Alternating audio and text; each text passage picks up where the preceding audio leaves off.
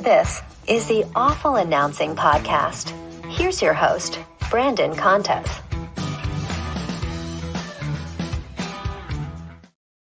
All righty, welcome to episode 45 of the Awful Announcing Podcast. I'm your host, Brandon Contes, and this week we are honored to be joined by one of the most respected voices in sports broadcasting history, Bob Costas. Bob, I think it's 29 Emmys in your career, more than any other sports broadcaster, and here you are doing something called the Awful Announcing Podcast, which I'm sure is just one more bucket list item to add to your Hall of Fame career. Yeah, the question becomes, you had 44 guests before you got around to me?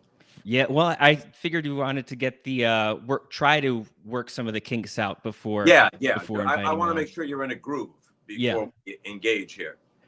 So I'm not looking to get your email flooded with requests, but are you selective about the podcasts and radio shows that you go on, or do you accept most of those invites? No, I'm very selective, and the reason I'm doing this is that you are virtually the only podcaster who ever has contacted me. And that's one of my gripes, not podcaster, but someone who works for a site. Yeah. That is one of my gripes, which we can get to in a while. But you and I have spoken and we've exchanged emails and texts in the past. So it's out of respect that I do this. If anyone's interested, and I guess they're disproportionately interested in broadcasting and sports broadcasting, if they're watching this or reading the Awful Announcing site, just to be clear, way back in 2011, when Dick Ebersol left NBC Sports, my first impulse was, I've been here quite a while, and Dick and I are kind of connected. Maybe I should leave now. And when the Comcast people came in, they made it very, very clear that they wanted me to be their guy. The way they put it was very nice. You are to sports what Tom Brokaw is to news. And I said, okay, I'll do a couple more Olympics beyond the London Olympics, which were looming at that point. After which, we decided I would take on an emeritus role. So when I finished Rio in 2016 and also wrapped up hosting Sunday Night Football, I was only 64, and I think a pretty youthful 64. But by my own choice, I had moved away from that. Just as by my own choice, I moved away from hosting football in the early 90s, but came back to it because Dick Ebersol requested. That was on a personal circumstance, and Sunday Night Football was launching. I wouldn't have done it for anybody else. When Marv Albert had to be on the shelf for a little while, when they asked me to leave the studio and do the games, the first thing I said to Dick Ebersol was, when Marv's ready to come back, this is his job. And I think I did a very good job, but I happily handed it back to Marv because he's the number one basketball announcer ever, at least arguably. So I've never been somebody whose objective was to die in the booth. And his last words are back after this, and he collapses like at age 89 or something. So I wanted that emeritus role. And so when people see me now, for example, last week as we're taping this, when OJ dies, people are going to turn to me, whether it's CNN or the Today Show, because there's an obvious connection there. When the 50th anniversary of Henry Aaron passing Babe Ruth comes up, people will turn to me. And it's only when I think I have something worthwhile to say. I dabble a little bit in baseball because I've always liked it, but I'm just dabbling at this point. So I stepped aside from the biggest assignments in all of sports, the NFL, the Olympics, and some of the other things of my own accord. So now I try to just do things where I think I might have something to offer. And I'll do things like this if the person who asks is someone who I respect. I tend to do things in St. Louis because that's kind of my hometown. And so if someone there asks, I'll do it. But I'm not standing on a street corner going, hey, want to put me on? It's actually pretty close to the opposite, because I guess like anybody who's prominent, and now with the explosion of platforms, I get so many requests that it wouldn't be possible, even if I never slept, wouldn't be possible to be able to handle all of them. So my general rule is, if I'm going to do podcasts at all, I do one a month. So you got the month of April. It's great. Well, I do. I appreciate that. I always appreciate your time and interest even in what we're writing. Um, I do think like what you certainly hit on something there about people taking an interest in what you have to say. Um, and that goes for whether it is sports, politics, social issues. Like if it's something that's being discussed as part of the national conversation, I'm sure there is some outlet reaching out to you for comment. Is there any sort of pressure being kind of adopted into the role of people just wanting to know what your opinion is on any sort of topic? I don't think it's as broad as that. I was on Bill Maher, and again, this predates by decades my present standing or whatever it is I'm doing, because Bill and I have been friends. I've been on his show many times. So I happened to be on his show, and the question became about Biden as an opponent for Trump. Yeah. And I gave an honest answer, which I think resonated with a lot of people. And then Michael Smerconish, a longtime friend, asked me to be on his program on Saturday morning on CNN. And I am a CNN contributor, which for clarity's sake means I'm not in any of their production meetings. I have nothing to say about what they're going to cover. But if there's something pertaining to sports that crosses over into news, then they'll call upon me. So Smerconish asked me about those comments. A lot of what I have said, and it's a small amount, about politics or issues beyond sports has been greatly distorted, as a whole lot of things are, once it gets out there on the internet or talk radio where people are just looking to make a hot take type statement. And so a lot of what my political positions are misunderstood. What I said most recently about Donald Trump, I also said that I felt that I wished that the Democrats had uh, a stronger candidate to oppose him so that people could vote more for that guy than against Donald Trump. But for the record, I have never spoken out against any Democratic or Republican presidential candidate ever. In truth, I was friendly with George H.W. Bush, friendly with George W. Bush, friendly with John McCain, friendly with Mitt Romney. If you ask me, do I respect Bob Dole? Of course. Think about Bob Dole getting out of a wheelchair in his state at age 96 and managing a salute, one soldier to the other, in front of John McCain's casket. That's an act of grace that Donald Trump is incapable of. It would never cross his mind. So it's only with Trump that I have said things. And what I said on Smerconish, I said that Trump derangement syndrome is real, but it's his supporters who have it. That's the way MAGA media and some of Trump's supporters cast aside all the obvious criticisms of Trump.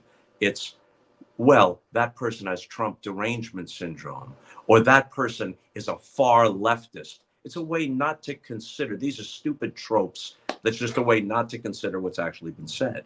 So what I said on Smerconish is the real Trump derangement syndrome is on the part of anyone. The delusion is on the part of anyone who by now believes that Donald Trump was ever emotionally, psychologically, intellectually, or ethically fit to be president of the United States. I'd expand that now, talking to you, to hold any position of public trust. That is not an anti-conservative position or an anti-Republican position. Despite cartoonish characterizations, I'm not a far left guy. I sample media broadly. I'm very respectful of people like George Will and Peggy Noonan and Brett Stevens, and other names that maybe some of your viewers won't be familiar with Caitlin Flanagan or Jonathan Haidt or Coleman Hughes or John McWhorter or Glenn Lowry. If you want an informed take that's not from what you perceive to be the liberal mainstream media, go to those people.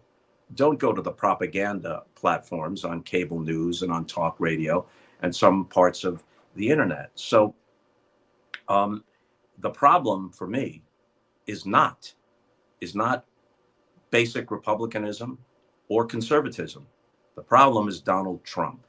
And anyone who thinks that Donald Trump is the only person that could ever put forth remedies to the border or enact other policies that Republicans favor, that's insane.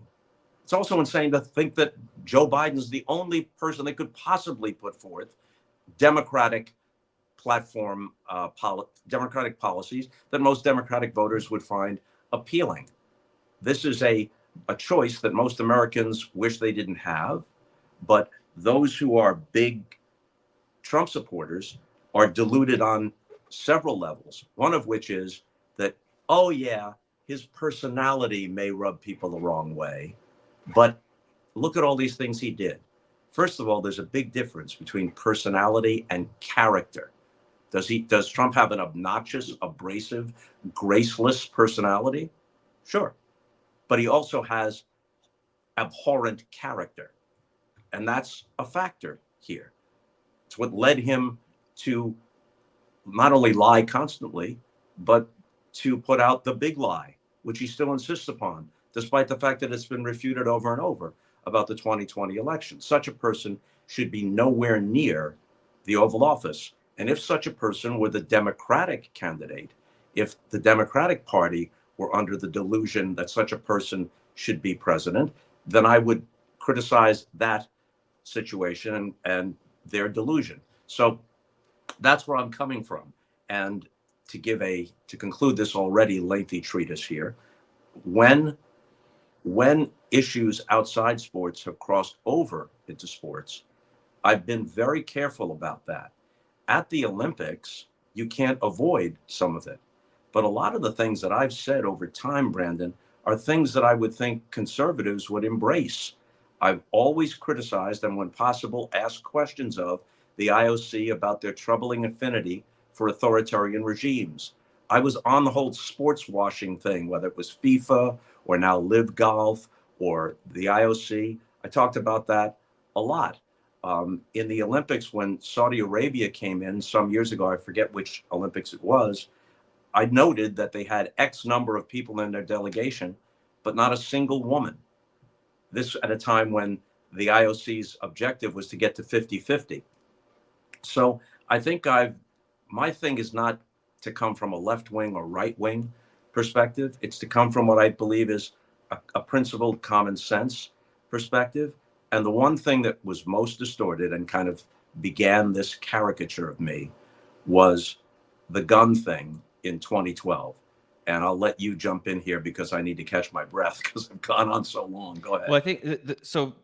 I want to touch on a few things in there. The first thing I'm curious because I'm always curious and I point to Howard Stern for this fact, the fact that Howard Stern had a relationship with Donald Trump before he was president, and then now has loathed Trump since he was president. Did you have any relationship with Trump prior to him being president? Yes, I did. We crossed paths a number of times in the 80s, I guess, and 90s. He was always very kind, if that's the right word. He was flattering in the things he said. He told me he was a big fan of mine. Every time I saw him was at a sports-related event. And then here's an interesting story. I think I told this once on the radio on KMOX in St. Louis, my old station. Sometime, I don't know, close to 15 years ago, Joe Torre had a charity golf tournament at one of Trump's courses north of New York City. And at the end of the event, it's one of those events where people pay a lot of money to play golf with Derek Jeter or then Yogi Berra, whoever. And that I was the MC of the banquet afterwards, and they were auctioning items off. And one of the items was a year's membership at Trump National, and nobody bid. And so Joe Torre says, "Hey, Bob, you should play more golf. Why don't you jump in here?" And I knew that was the cue just to start the bidding.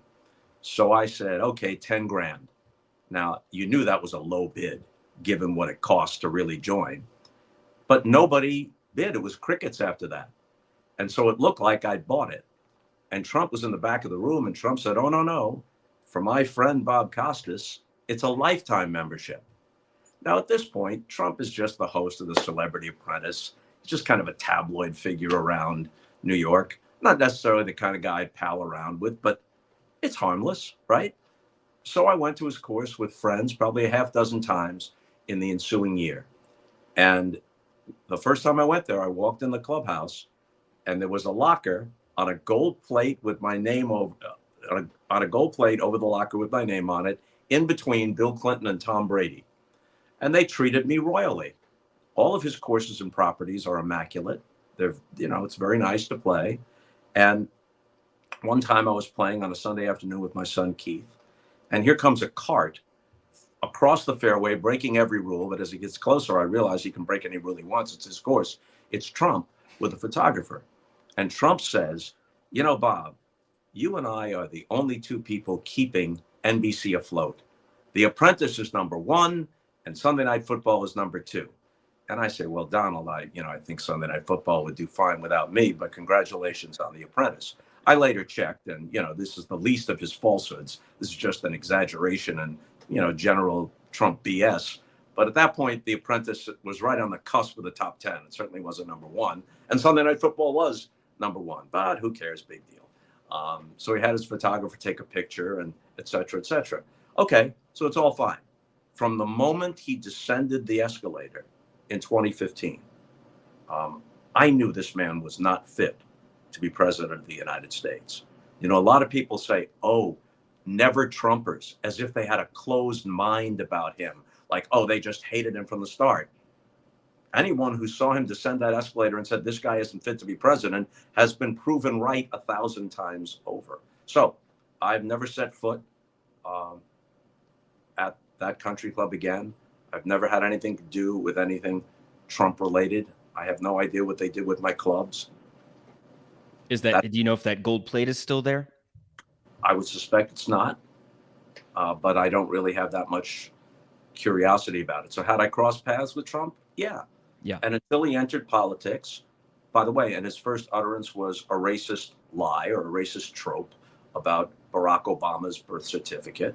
And the minute he began doing what he did, which is to debase our political and civic culture and to normalize abhorrent and dishonest behavior, this should not be a matter of party politics. It should be a matter of simple respect for what once were common principles. So at that point, I was done with him.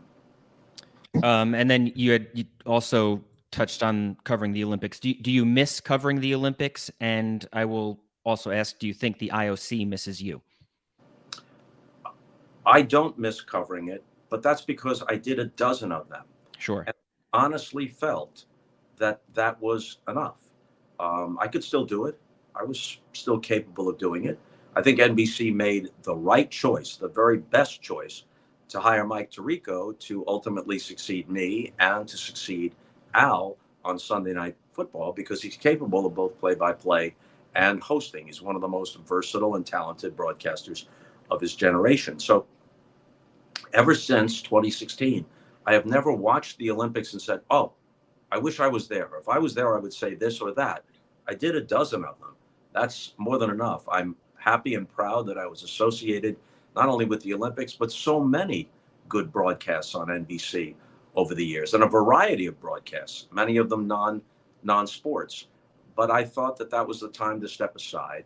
My only regret is that in the emeritus stage, things got a little sideways with me and NBC, but that's on a better path now. You ask if the IOC misses me, I would guess not, because every time I got an opportunity, I put pointed questions to the presidents of the IOC. And the very first commentary I did when I returned to HBO was a pretty pointed takedown of the IOC. And as they were going back to China again, this was 2021, they're going back to China again in 2022. And by then, everybody knew what that represented and what a capitulation that was on the part of the IOC. So I would guess that they would just as soon be rid of me. Did you ever hear from another nation after being critical of them during your Olympic coverage? Yes, China in 1996, when I said, as the Chinese came in, during the opening ceremony in 1996 was that here's an economy growing at 10% a year. Every nation, including the United States, wants in on that economy, as since it was obvious, has since been proven. But there are concerns about human rights. There are concerns about the threat to Taiwan. And if there is any nation that has the means and the motivation to replicate the old Eastern Bloc sports machine and all that implies, you're looking at that nation. And I also mentioned that they hope to host an Olympics. The 2000 Olympics had already been given to Australia, and they had not yet been granted 2008. But all those comments were pertinent, and they turned out to be accurate. But we know the way the Chinese deal with dissent. Just ask, the Houston Rockets when Daryl Morey made a relatively mild comment, and all their games were off TV in China for a long time, and the Rockets were a popular team there because of Yao Ming. They took Celtic games off the air after I'm forgetting his name, Ennis Cantor. Ennis Cantor, right? Made comments about authoritarian regimes, including China. So what happened in 1996 was that they demanded a full public on-air apology from me, to which my response and NBC Sports' response was, take a hike. Nothing more came of it after that. I mean, there was some stuff in Chinese language newspapers, and there was a few protesters, maybe 24 outside 30 Rock or something. But, that stuff comes with the territory. And did NBC fully support you in that situation? Yes, they did. Is it the responsibility? I mean, there's always so much debate around stick to sports and kind of integrating politics and sports. Is it the responsibility of a broadcaster, in your opinion, to mix sports or social issues with sports when necessary? I think you have to consider what the roles are. My role at NBC was as a host. So whether it was football, mostly as a host, sometimes football. Yeah. At the Olympics, I was the host. It's not the job of the guy at track and field or swimming to get into these things, but they're going to ask the host to do those interviews, or in the little interstitial portions in between events, never at the expense of the events, no matter what some yahoos may say, never when Michael Phelps is jumping into the pool or Simone Biles is going to do her thing, never in baseball. You're not going to talk about steroids except tangentially if it actually applies. You can maybe get in parenthetically, never at the expense of the game. The essays I did on Sunday Night Football were at halftime. There was no action going on. So that's completely BS. But the role of the host is different. So and by the way, I don't criticize anybody else for what is comfortable for them. I think, for example, Jim Nantz is one of the best broadcasters in the history of network TV sports. He is absolutely masterful at what he does. His choice of words, the way he draws from his preparation at a particularly apt time. I have nothing but admiration and respect for him. He is a different sort of personality than I am. I don't expect him to do some of the things I've done, nor would he expect me to be exactly like him in whatever circumstance. But yes, I felt that there were times when it was appropriate for me, judiciously, to address some of the issues that inevitably were right there. I wasn't lifting up rocks. I didn't have an investigative unit, but I certainly would acknowledge the elephants in the room. So that's what I tried to do. And eventually, before this podcast is over, we should clarify, even though it won't make any difference because I've clarified it a dozen times at least, we should clarify the gun thing. Yes, and we will do that. I just want to, before we get there, you mentioned Jim Nantz, and we're recording this on Monday, April 15th, the day after the Masters finished. Did you ever cover the Masters when it was on USA? No. Did you have any interest in ever covering the Masters? No, I think I have a pretty good understanding of where my strengths and strongest interests lie. And I've never been one of those people who is like, hey, I got to be everywhere. Yeah. I was never an anchor monster at all. There was a period of time in the 90s when I was a good fit for everything NBC had. And NBC at one point had every big thing coming together all at once. So there were years when I hosted the Super Bowl, did the NBA Finals and everything leading up to it, the All-Star Game in baseball, and then the World Series or the LCS. and then might have been called upon to do things for NBC News occasionally as well, and then pop up on David Letterman or Jay Leno or Conan O'Brien. But all those things were good fits for me at the time. I never tried to interject myself into something where I didn't belong. What happened after NBC lost baseball and eventually the NBA? So now we're in the early 2000s. So Dick Ebersol let me go to HBO because he knew that was a good fit for me, and I didn't have as much inventory anymore at NBC. But they wanted to keep me kind of on the letterhead in between all the Olympics. So they assigned me to the Kentucky Derby, and I was certainly not a horse racing expert, but we crafted a role for me that made sense. I didn't have to fake expertise I didn't have. I learned more about it as we went along, but my job was to set the scene and to narrate pieces, and that was a good fit, and it didn't get in the way of what anybody else would be doing. Same thing on the U.S. Open. They'd want me to be on the U.S. Open. But again, it didn't get in the way of Dan Hicks. It didn't encroach on anybody else's territory. The viewers were familiar with me. I brought it on the air, did some big picture stuff, and gave it to the people in the towers. So I think that was appropriate. And then is the gun culture essay back in December 2012. If there is that the biggest, say, misconception about your career? If you could correct one misconception about your career, would it be correcting the headlines surrounding that essay? Yeah, but it's also a misplay on my part. And it led not just to a misunderstanding about that particular issue, but because people want they don't want a nuanced and textured view of a person.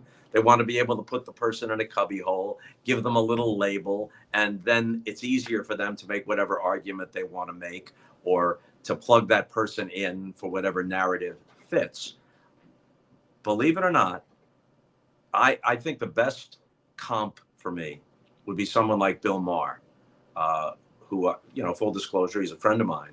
I'm a classic liberal like Bill, center-left person. I do not embrace the excesses of progressivism, of wokeism, some of the insanity that's infected academia, some of the policies that make no sense. Country's got to have a border. And no matter how interested you are in social justice, the most important function of government is to secure the safety and security of the citizenry. So you can't have crime running rampant all over the place. I don't endorse any of that. And there are many what now would be Republican, if the Republican Party even existed anymore. It's the Trump Party, and that's the problem. But classic conservative and Republican positions, and as I said earlier, many conservative writers and thinkers who I respect and I agree with. So that characterization that came out of the gun thing is just wrong. But that was a misplay on my part. Javon Belcher kills his fiance, I guess, then kills himself at the Chiefs' practice facility, and that's on a Saturday. Every sports outlet in the country had addressed that at length, including our pregame and halftime shows. And with about 4 minutes to go in the second quarter of the game, I forget where we were. We weren't in Kansas City. But in any case, with about 4 minutes to go, they tell me, you got about 90 seconds. Want you to do something about this. And a producer hands me a printout of what Jason Whitlock, and here's an irony because Jason Whitlock is now a pretty right-wing guy, but Jason Whitlock had credibility. He played football. He had covered sports in Kansas City based. And so they handed me something that Jason had written. And I looked at it, and to me, it resonated. To me, it was clear he was talking about a gun culture. Forgive me for going on at this length, but this is what a podcast affords you, this kind of space. So in the days surrounding that, there was a front page of the USA Today about athletes and guns with an icon of a gun helping to spell out the word gun. The New York Times and Sports Illustrated had done stories about it. And even to this day, if you Google athletes and guns, you're going to find a litany of tragedy, folly, criminality, stupidity. And if you, in order to be fair, tried to find all the instances where an athlete with a gun turned a bad situation around for the better, certainly theoretically it exists. It's happened a few times, but it's outweighed by all the stuff on the other side. That's just a fact. That doesn't mean that people should be disarmed. It means that there was and remains, to a certain extent, a gun culture in the country, which has nothing to do with any sensible interpretation of the Second Amendment, and which infects sports to whatever extent it does. Okay. But my thought was, reading what Jason had written, it's obvious that that's the point he's making. That was my bad, because it wasn't obvious. Now you could say, well, the producer handed it to you. Yeah, but I'm the goalie. I'm the last line of defense. I've got to make a decision, even if it's in a short period of time. And that decision was wrong. What I should have said at that time, and I didn't need a script. I'm a pretty good ad-libber. I should have said, coming off of Dan Patrick and the commercial, by now you're all aware of what happened this weekend in Kansas City. Whenever a harsh reality intrudes upon our games, you'll hear a lot of worn out cliches, thoughts and prayers, and this really puts everything in perspective. But that perspective seems to last about 5 minutes until we become obsessed with whatever is next on the sports docket. If we're really looking for some perspective here, then this should begin a serious and ongoing conversation about a number of issues, including domestic violence. And are those who play a brutal and aggressive sport more inclined toward it than their athletic peers? What about the effects of football itself, especially if brain trauma is mixed with painkillers, alcohol, performance-enhancing drugs? We know that the prefrontal cortex is not fully developed roughly until age 25. A lot of young football players have been playing football for many years prior to that, and it's the prefrontal cortex that plays a role in emotions and impulse control. And as part of this, we might examine the whole relationship between athletes and guns, not talking here about the responsible, lawful exercise of anyone's legitimate Second Amendment rights, but we are talking about a gun culture which makes young people trigger happy, at least some people trigger happy. It comes from a variety of directions, including the culture. Look at all the movies that have people blowing people away, or listen to some of the lyrics that glorify a gangster existence, glorify the use of guns. All those things are insidious influences.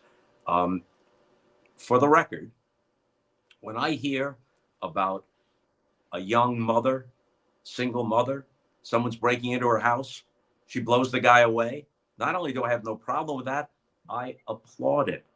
Anyone who's responsible, who has a licensed firearm, who's taken the proper training, or is using it to protect his or her home or family or for sporting purposes, I'm 100% good with that. But I'm not good with the idea that an 18-year-old kid can go and buy an assault weapon and then the next day after his birthday, blow a bunch of his schoolmates away. I'm not good with that because no sane society needs that, and it's not needed for your protection. So was the biggest detriment to that gun culture essay, was it the fact that you were given 4 minutes warning, given 90 seconds to speak on the topic, or being handed the Jason Whitlock article? It was all those things, but the fault is mine. The fault is mine. My intention was different than the reaction, but that was a sloppy job on my part. And normally I think I'm a more precise thinker and certainly a more precise broadcaster than that. And I've said this many times. I did myself a disservice. I did the issue a disservice because that was an opportunity to talk about the most important issue there. The most important issue there was domestic violence, which everyone could agree about, that it's a problem, and this was an example of it.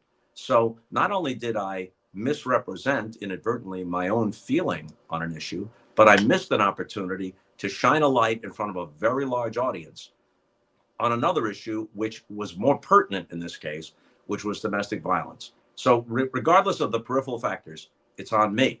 But having said that, I clarified all this just as I have with you in the ensuing days. And every time I've been asked about it since, But when people have a straw man, they don't want to give the straw man up. So I became a straw man in this instance. It wasn't enough for them. Okay, he admitted that, it was a screw up, a rare screw up, I think, for me, but of that kind. But, he acknowledged it. He made clear where he stands. To the extent we agree or disagree with his actual stance, let's talk about that. But if people are just intent on casting you in a way that makes it easy for them to fit you into their preconceived narrative, what the hell are you going to do? So because of those preconceived narratives and because of the fact that words can be spun or headlines can be created to create some of those narratives, do you ever think that it's just not worth it to talk about some of those issues? Well, as I said, I wish I had talked about it more precisely and more in line with my usual sort of presentation when it came to the gun thing. A year later, when the topic was the Redskins team name, I think I did a pretty precise job. But once the trope about the guns was in place, then in certain precincts, what I said about the Redskins was just part of my far left, political philosophy. But as long as I've said what I want to say, as well as I think I'm capable of saying it, I don't have any regrets. How often did NBC give you a topic that they wanted you to talk about for those essays, those during halftime? They asked me about the guns. They Yeah. wanted to address it. That was spur of the moment. With the Redskins one, they asked me, they didn't tell me what to say or what position to take, but they asked me on Wednesday or Thursday of that week prior to the Sunday broadcast to address it, which I did. How did the owners and commissioner, did you have a relationship with them? How did they respond to some of the more I'll say controversial essays that you did during Sunday Night Football? No response that I recall. No negative response. In fact, I asked Roger Goodell a number of times. Some of it's knocking around YouTube, I think. What would you say to the parents of an athletically gifted 12 or 13-year-old boy who say, Mr. Commissioner, we're lifelong fans. We never miss a Super Bowl. We have season tickets. But knowing what we now know, we would not let our son play football. I posed that question one way or another to him a handful of times, and he always responded as he should have, that this is a legitimate question asked by a person in a journalistic position, and he gave me his answer. So, whatever may have been said behind the scenes, there's no way of knowing. But no one ever got in my face about any of this stuff. How much do you still watch the NFL? I watch regular season games casually. I don't build a Sunday or a Monday night around it. A lot of my interest is in seeing how the games are produced and how the broadcasters do it. But come the postseason, I pretty much watch all the postseason. How do you think Tom Brady is going to do as a broadcaster? And do you, I mean, it's hard to predict, but do you see him being somebody that does it for a long time? Hard to say. You can't necessarily trust everything that comes across the radar. But there was a report in the last few days that said, if someone's interested in me, maybe I'll listen, coming from Tom. So maybe the itch is not fully scratched. I feel bad for Greg Olson. He was nominated for a Sports Emmy in the analyst category. He's done very, very well. Yeah. Kevin Burkhardt have done very, very well. So I feel bad for him. And there's an argument to be made that someone like Tom Brady might be even more effective and useful to Fox in the studio because of the glamour factor and because he can be essentially on every game. They'll put him on the biggest game, but he can essentially be part of every broadcast because the pre, half, and post go to everybody in the country at one time or another. So whatever.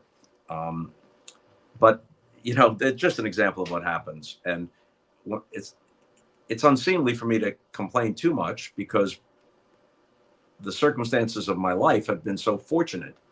But it is annoying, and I think any public figure would tell you it's annoying when you say one thing and the headline in an old school newspaper or the clickbait on the internet either completely misrepresents or in some sense distorts what you've really said. So I said what I just said about Tom Brady. And then the headline became, Bob Costas wishes Tom Brady was in studio. I'd never even given any thought till the guy asked me the question. Like, I really don't give a damn. It's his life. He'll be great at whatever he does. So is that one of the biggest changes in media in your career? Just watching all of the way social media can respond to things and the way that the aggregate media can run with the headline. I mean, and I'll include ourselves, Awful Announcing, in that category, and you could speak on that too. Yeah, you're the only person from any of these various sites who has ever. I want to be sure if there's another. There's only maybe one or two that's ever spoken with me. And I think that it's not me. If that's the case, I'm assuming they're not speaking to very many other people who do what I do. Just aggregating isn't really reporting. It isn't journalism. And it doesn't even involve good writing necessarily. When you look at a lot of these sites, what you see is stuff aggregated either from social media, from Twitter or X, or something aggregated from some other place, and surrounded by a few, in some cases, semi-functional sentences just to get it out there. I mean, that stuff shouldn't pass muster in a freshman journalism class at a community college someplace. Twitter or X exists. It's a thing. It's a factor. And that doesn't mean that everything that's on there is worthless. But when somebody just takes 12 tweets and then says, this is how the fans feel about this guy or that guy, without using any discernment, it would make more sense if that person just wrote a takedown review, but the combination of laziness and stupidity there, where we'll just take what a fan site, a fan chat room of a certain team said about a network broadcaster, and we'll take that to mean that fans of X team were really upset with X announcer. Reasonably bright 12-year-old can see that that's not really a good formula for enlightening anybody. And another thing that happens is if you're just an aggregator, you're relying on transcripts. If you've ever watched TV with closed captioning, it's an amazing technology. But as you're watching in real time, you see words misspelled. It's just the way that technology works. Yeah. And I have seen more than a few times when what I said apparently wasn't rendered accurately in the transcript. And I'll give you the most obvious example. We were talking about this very subject with Michael Kay on his talk show in New York. And I said, look, Twitter, as it was then called, is a thing. You can look at it. Maybe you can derive something of value from it. But it shouldn't be treated as if it's a pew poll. P-E-W, new word, P-O-L-L, as if it represents some sort of consensus that has been carefully vetted. The transcript said they treat Twitter as if it's a pupil, P-U-P-I-L. Now, and it was repeated on Awful Announcing and other such sites. Doesn't an editor or somebody look at this and go, this sentence doesn't even make sense? The sentence doesn't even make sense. So what does that say about the overall editorial process and whatever guardrails are there and in place? I'm not directing this at you because in my limited experience, you have been an exception to that. And that's the only reason I'm sitting here talking to you now. Yeah.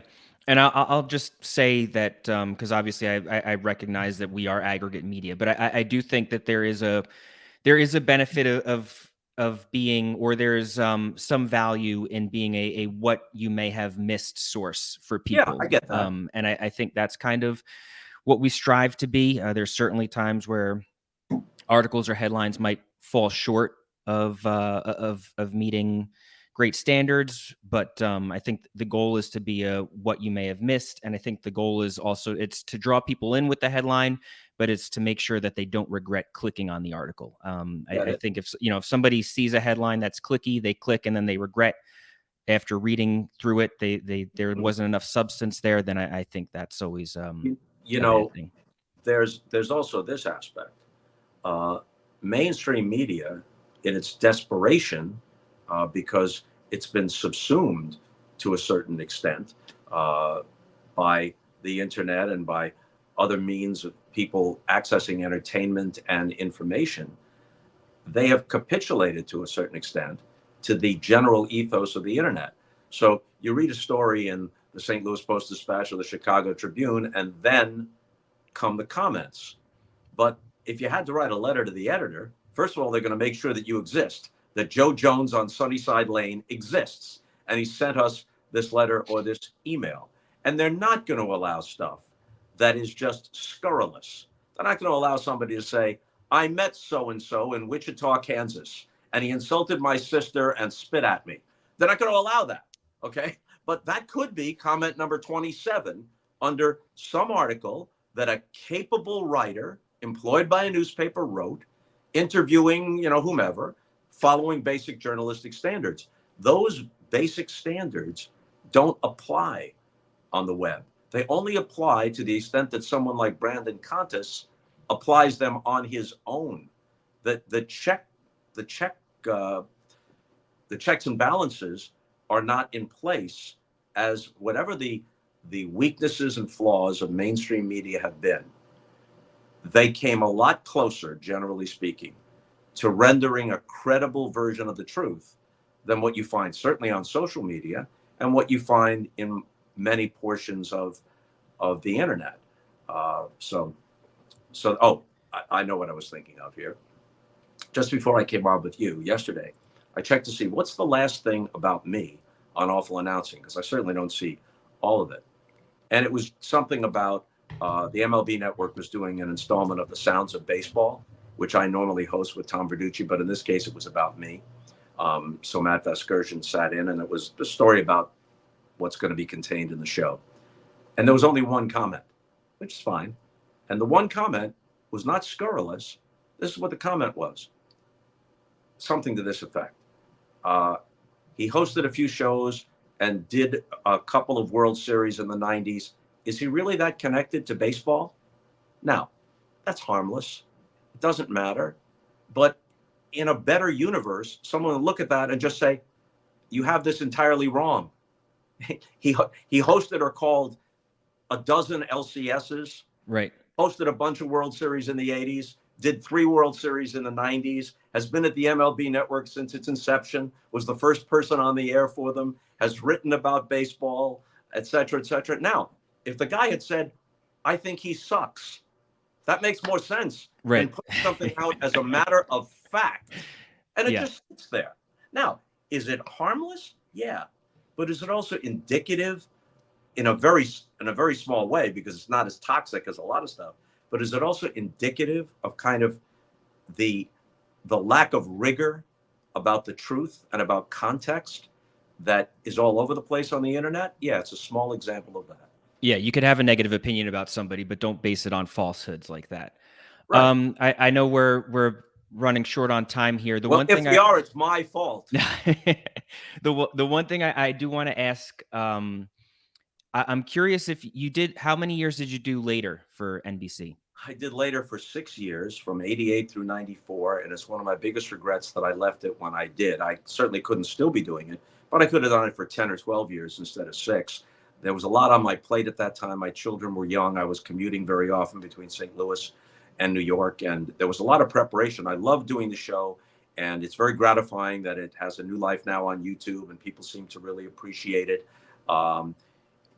It was a show that I think, generally speaking, had a very high level of quality, and it had a texture to it, a wide variety of guests from different walks of life. And we had what you don't have now. No one was in your ear going, make it quick. It was half an hour with one guest. If the guest was good enough, you brought him or her back the next night. You did a double or even a triple. Some guests enjoyed doing it so much they came back multiple times. And even then, in the 80s and 90s, I'd hear from guests, this is different than other shows. That's why I do it. It's not going to be a soundbite. I don't have anything to promote. I'm just here to have a thoughtful conversation. So I wish I had done it for a longer period of time than I did. Is that a format that you think could work on TV today, or are those like kind of casual conversations more reserved for podcasts now? I think podcasts, the best of them, have stepped into that space, Yeah. done a good job. Uh, I don't know. I don't know that it would. Charlie Rose had a show, but that was on PBS. That was different. No bells and whistles. Uh, I don't know, but Why do you say not that you couldn't be doing it today? Is it just logistics, or is it something with the content? well, it's several things. It's the stage of my life. What are my energies? I Yeah. mean, when I was in my 40s, I was preparing to do sports and preparing to interview 4 or 5 guests on a Monday in New York before getting on the 7:15 TWA, which doesn't exist anymore, flight back to St. Louis. And I was able to do all that, to do it with enthusiasm, and to do all the research, and to still, have a bounce in my step when I went into the studio. It's harder to do that in your 70s than in your 40s. So Sure. that's one factor. But there's also this. I was connected in some way to almost everyone I interviewed. I guess I'm kind of an old soul, because it wasn't just the contemporaries. Like, let's say you're going to talk to Billy Joel or Bruce Springsteen. If I talked to Don Amici, who I think was the oldest guest, whose movie career began in the 1930s, somehow I knew something about him to begin with. I Yeah. was familiar with almost every guest, and then I supplemented it with the excellent research that the great later staff gave me. Now, today, could I interview Taylor Swift or Ed Sheeran? Yeah, I could. Could I interview Drake? Yeah, I could. I could do a competent professional job. But would I be organically connected to it the way I was to 90% of the guests on later? I wouldn't. So therefore, even if you gave me the time and the energy to do it, it's not my Yeah. time anymore. When I was in my late 30s to mid 40s, my sensibility was pretty close to a cultural bullseye. Um, and now it wouldn't be, nor should it be. That's the way the world works. That's the way time passes. Was it difficult doing a late night interview show like that without a live studio audience to kind of provide the laugh track? No, in most cases, it actually worked to our advantage. And we had a lot of comedians on, Yeah. when they got a laugh, you knew it was earned. And there was Right. something almost conspiratorial about it. Don Rickles is on, or Seinfeld, or Mel Brooks, or whomever, and the crew is laughing, and you can hear the crew laughing. Those are earned laughs. We did a few shows in front of a studio audience, and it worked out fine. I remember Gary Shandling being on in front of a studio audience. But by and large, doing it the way we did it, I think felt more intimate. And the person didn't feel as if they had to perform. Richard Lewis was a guest many times. There was never a studio audience when he was a guest. The late, great Richard Lewis. And he seized upon the format because it was so open-ended and he just free associated. And people who watch it now on YouTube say, I laughed my ass off. They didn't need an audience laughing to cue them to laugh. It's funny on its own merits. And also, I think what it did with comedians like Seinfeld, Jerry Seinfeld is to comedy what Tony Gwynn or Ted Williams are to hitting. Some people are funny, but they can't explain why. Some people can hit, they can't really explain why. Ted Williams could deconstruct hitting.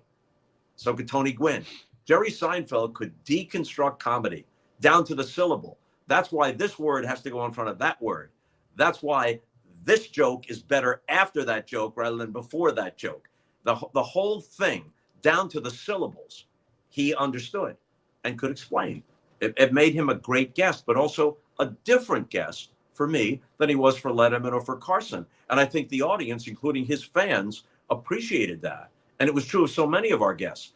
They got a different view of that person than they might have gotten in the shows or interviews that they ordinarily would see them. Last thing is there one thing in sports that you would like to see happen before your sports media career is over? I'd like to see sports journalism reinstated with full-fledged attention. HBO Sports, which was the gold standard, is now shuttered. Real Sports is gone. Bomani Jones' show is gone. I returned for 2 very good seasons, and the show was what we wanted it to be. But the new realities of television, it's gone.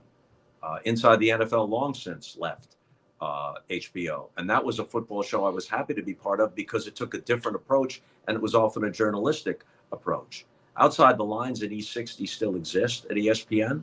But when you hear talk, whether it happens or not, of the NFL possibly buying ESPN, that tells you where this stuff is headed. I've always felt that there is no contradiction between loving sports and doing a good job, if you're a broadcaster or writer, of highlighting the drama, the excitement, the shared experience, the human emotion, the characters of the people involved, all those things, highlighting all those things. I think I did a good job of doing that over time, but at the same time saying there are some issues here that deserve journalistic treatment and deserve commentary in the right proportion at the right time. At the Olympics, I always asked, and I wasn't successful, especially when NBC had additional platforms, when they went beyond the big NBC and put Olympic events on MSNBC, CNBC, Telemundo, various platforms. I suggested that at the end of each night, even if it was midnight or 1 o'clock in the morning, that we do a roundtable that I would host. And we bring in sometimes athletes, but sometimes some of our own correspondents or writers. Hey, what happened at the Olympics today? What should we talk about in a different way than just covering the competition itself? What happened today? And what issues does it touch upon? And some of that could be just funny stuff. You want a show to have texture to it, but that would be a journalistic look. I recognized that you can't, at great length, in prime time, with all the investment of the rights and the production costs and everything, you can't have, even if it has merit, you can't spend 15 minutes doing a journalistic piece at 8:30 in prime time. Can't do it. But there are places for it. And I wish that we had embraced those places more. And now saying that shouldn't be taken out of context like, oh, I'm generally critical. No, I'm generally very appreciative of the quality of the production that NBC put on and the people I worked with who elevated me and the other broadcasters. They're brilliant. The cinematography, the storytelling, that stuff is great. But I thought that there was a missing element of journalism and commentary, an element that, to the extent that existed, I was almost always the one who brought it there. But I would have liked it to be a bit more. Bob, I could ask you questions for hours, but I know you have to run soon, and my kids are going to be home soon and probably banging on my office door. So yeah, hopefully I could get you on again in the future, though. But you were fantastic today. Thank you so much for coming on the podcast. I really appreciate it. Luckily, Brandon, you don't have to edit this because it's a podcast. Yes, so, no, it's all good. I just rambled when I felt like rambling. Yeah. And there you have it. Great stuff, though. That is Bob Costas. I'm Brandon Contes. Brandon, here you go. I'm jumping in here one more time. Now this will be the test case, Brandon. Now let's see. You know what I said. You know the context of what I said. Now let's see how this is parceled out elsewhere. Now let's see what the vultures do with this and how close to the actual content, context, and intent it is. I'm not optimistic. Well, I can guarantee you that Awful Announcing will be careful with any headlines and context that we write about this podcast. I can't say the same about everybody, but I can guarantee you we'll be careful about it. That is Bob Costas. I'm Brandon Contes. This is the Awful Announcing podcast. Please rate and subscribe to this podcast. Please also subscribe to Awful Announcing's YouTube page. But regardless of how you consume Awful Announcing and the Awful Announcing podcast, thanks for listening and be good. Thanks for listening to the Awful Announcing podcast. For the latest news spanning the sports media landscape and more, check out awfulannouncing.com and follow us at Awful Announcing.